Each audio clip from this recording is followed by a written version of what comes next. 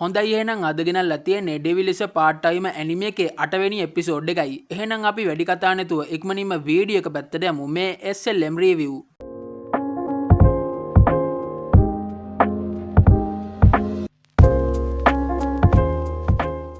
Video එකේ මුලින්ම පෙන්වන්නේ චීහෝගේ නිවසයි. චීහෝ මේ වෙලාවේදී ගෙදරට වෙලා තාත්තා සමග කෑම කනවා. එතකොටම තමයි එකවරම ගෙදර තිබ්බ දුරකථනය නාද වෙන්න ගන්නේ. චීහෝගේ තාත්තා ඒක නිසා දුරකථනය ළඟට යනවා. මේ අතරේ අල්සියල් ටැප් එකෙන් වතුර ලීක් කෙනකට විසඳුමක් සොයා ගන්නවා. සාතන් නම් මේ වෙලාවේ රාමෝස් සමග කාලය ගත කරනවා.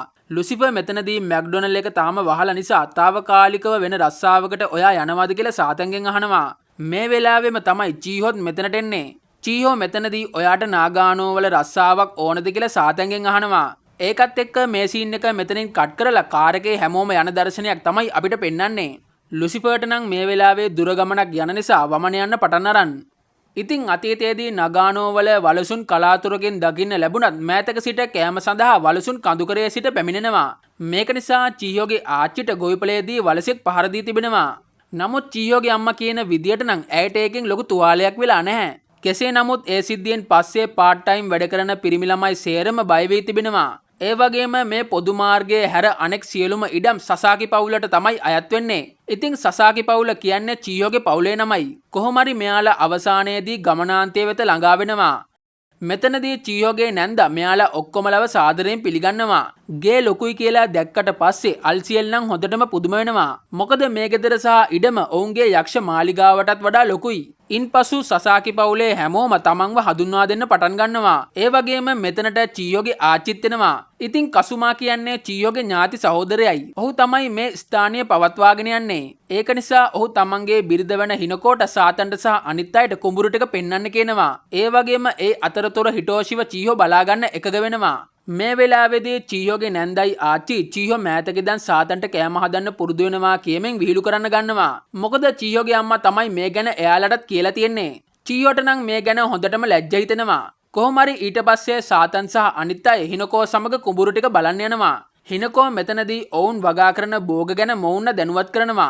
මොකද හෙට තමයි අස්යන්න නෙලීම ආරම්භ වෙන්නේ. හිනකෝ ඒක නිසා ඊට කලින් අපි වල් පැලෑටි ටිකක් අයින් කරමු කියලා සාතන් සහ අනිත් අයට කියනවා. මේ සීන් එකෙන් පස්සේ සාතන් ලුසිෆර් සහ අල්සියල් හොඳටම මහන්සි වී සිටින බව අපිට දකින්න ලැබෙනවා.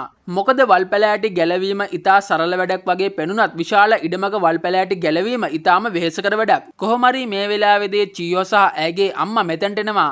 ඔවුන් නැවිත් තියෙන්නේ සාතන් සහ අනිත් අයව රාත්‍රී ආහාරයට කලින් උණුදිය උල්පතකට අරන් යන්නයි. ඒක නිසා හැමෝම හොටෙල් එකකට පිටත් වෙනවා. මේක හොටෙල් එකක් වුණත් මේකට හැමෝම එන්නේ උණුදිය උල්පතේ නාන්න විතරයි. කොහොම හරි මෙතනදී චීහෝට රාමෝස්වත් හම්බ වෙනවා. මේක දැක්ක අල්සියල් සහ සාතන් නම් හොඳටම පුදුම වෙනවා.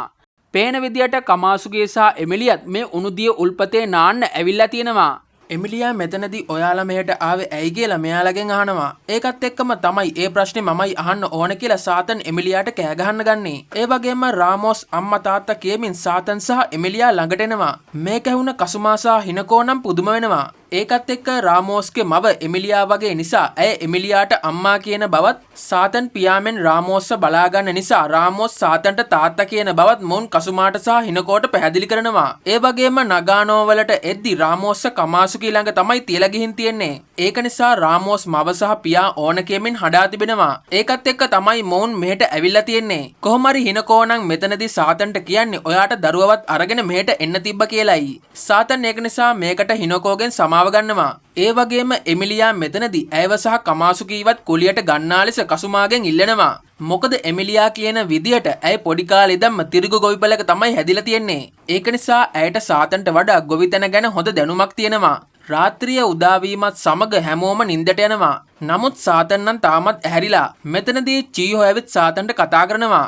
සාතන් ඒක නිසා චීහෝ සමග එළියට යනවා. පේන විදියට චීහෝට එමිලියා ගැන සාතන් සමග කතා කරන්න ඕන වෙලා තියෙනවා. චීහෝ මෙතනදී එමිලියාට ඔයා එක්ක වැඩ කරන්න ඕන කිව්වේ ඇයි කියලා දන්නවාද කියලා සාතන්ගෙන් අහනවා.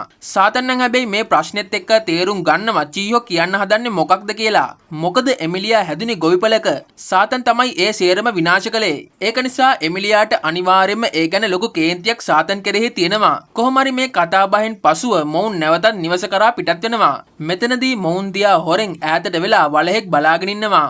හිරු උදාවත් සමග එමිලියා සාතන්න ඇහැරෙනවා. සාතන්ට නම් හැබැයි තවත් නිදාගන්න ඕන වෙනවා. මොකද එමිලියා පාන්දර 4:00ට තමයි ඔහුව ඇහැරවලා තියෙන්නේ. එතනින් පසුව සාතන් සහ අල්සියල් උදෑසන ආහාරය ගන්නෙනවා. මේ වෙද්දී කමාසුකිත් ගෙදර වැඩට උදව් වෙන බව මොවුන් දකිනවා. කොහොම හරි උදෑසන ආහාරයෙන් පසුව කසුමා සියල්ලන්වම අමතන්න ගන්නවා. කසුමා මෙතනදී වම්බටු සහ පිපිඤ්ඤා අස්වැන්න නෙලීම සඳහා මෙයාලව කණ්ඩායම් දෙකකට වෙන් කරනවා. ඉන්පසු සාතන් සහ එමිලියා වම්බටු අස්වැන්න නෙලන්න පටන් ගන්නවා. අස්වැන්න නෙලීම උදේම පටන් ගත්තත් සාතන්ට මේ වෙද්දි හොඳටම දාඩිය දාන්න පටන් ගන්නවා. එමිලියා මෙතනදී අස්වැන්න උදේම නෙලීම ආරම්භ කරන්නේ ඇයි කියලා සාතන්ට කියලා දෙන්න ගන්නවා. එමිලියා කියන විදියට උදේ පාන්දර තමයි එළවලු වල නැවුම් බව සහ උපරිම පෝෂණය තියෙන්නේ. ඒක නිසා උදේම අස්වැන්න නෙලීම ආරම්භ කළ යුතුයි. ඒ වගේම අස්වැන්න තවත් දිනයක් හෝ තිබ්බොත් එළවලු වල තියෙන ගුණාත්මක භාවයද අඩු වෙන්න පුළුවන්. ඒක නිසාම මෙයාලට සියලුම එළවලු වල අස්වැන්න අද දවස තුලම ලබා ගන්න සිද්ධ වෙනවා. සාතන්ට ඒකත් එක්ක තේරෙනවා මේ වැඩේ ගොඩක් අමාරුයි කියලා. ඒ වගේම සාතන්ට චීයෝ කියපු දේවලුත් නැවත මතක් වෙන්න ගන්නවා. එමිලියාටත් තේරෙනවා සාතන් යම් පසුතැවීමකින් ඉන්නවා කියලා. නමුත් එමිලියා නම් සාතන්ට කියන්නේ එහෙම ඉන්න එපා කියලයි. මොකද එහෙම වුණාම එමිලියාට සාතන්ගෙන් පලි ගැනීමට තියෙන ආශාව අඩු වෙන්න හැකියාව තියෙනවා. කොහොම හරි ඊට පස්සේ අස්වැන්න නෙලීමේ කාර්යයෙන් හෙම්බත් වූ මේ තුන්දෙනාම පොඩි විවේකයක් ගන්නවා. ලුසිෆර්ට නම් මේ වැඩේ කොච්චර එපා වෙලාද කියනවනම් ඔහුට ජීවිත කාලෙම නිදා ගන්න ඕන වෙනවා. විවේකෙන් පසුව සාතන් සහ අල්සියල් ගිහින් චීයෝගේ ආච්චිගෙන් ඔවුන්ට තවත් කරන්න මොනවා හරි වැඩක් ඉල්ල ගන්නවා. මෙතනදී චීයෝගේ ආච්චි හිටෝෂිව අම්මා ළඟට අරගෙන යන්න කියනවා. ඒක නිසා සාතන් සහ අල්සියල් හිටෝෂිව සහ රාමෝස් අරගෙන චීයෝ සමග හිනකෝ ළඟට යනවා. හිනකෝ ඒකත් එක්ක හිටෝෂිව ගෙනාවට ස්තුතිවන්ත වෙනවා. එමිලියා මෙතනදී කමාසුකි කොහෙද කියලා චීයෝගෙන් අහනවා. චීයෝ කියන විදියට ඇය පිහියක් මෝහත් කරමින් තමයි ඉඳලා තියෙන්නේ. මේ වෙලාවේදී හැමෝටම නිශ්ශබ්ද වෙලා දනගසා ගන්න කියලා හිනකෝ කියන්න ගන්නවා. හැමෝම ඒක නිසා සද්ද නැතිව දන ගහ ගන්නවා. බැලුවහම මේ ළඟම වලහෙක් ඉන්නවා. පේන විදියට මේ වලහ කෑම සොයාගෙන තමයි ඇවිල්ලා තියෙන්නේ. කසුමත් මේ වෙලාවේ ළඟ නැති නිසා හිනකෝ නම් හොඳටම බය වෙනවා. කොහොම හරි අවසානයේ හැමෝම කසුමා ඉන්න දිහාවට සද්ද නැතිව පිටත් වෙන්න ගියත් හිටෝෂි එකවරම බය වී හොඳටම අඩන්න ගන්නවා. මේක ඈතින් හිටපු වලහටත් ඇහිලා ඌ හයියෙන් ගොරවන්න ගන්නවා. කොහොම හරි මේ විදියට තමයි අද වීඩියෝ එක ඉවර වෙන්නේ. එහෙනම් තවත් අලුත් වීඩියෝ එකකින් නැවත හමු වෙමු.